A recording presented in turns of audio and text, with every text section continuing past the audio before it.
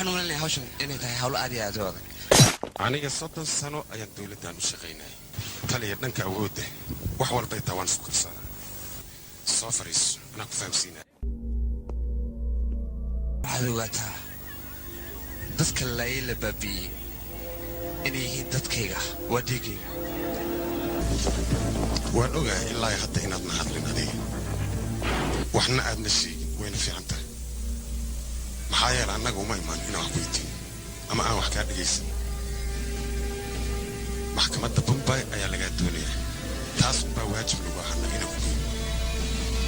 xaaskana fursad gabadhaydana fursad aaban iima helin weligeed maanta oo gabadhayda la guursan rabana waxaad doonaysaa shaqo inaad ugu tiigeliso annaga halkaa waxaan u nimaa inaan wax dilno ama annaga nala dilo inaad xaqooda u soo dhiciso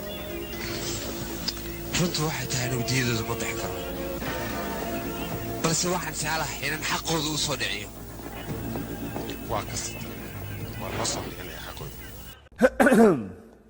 asnaari ma fahmaysaan filaya laakiin hadda aniga ayaa wax ka tusay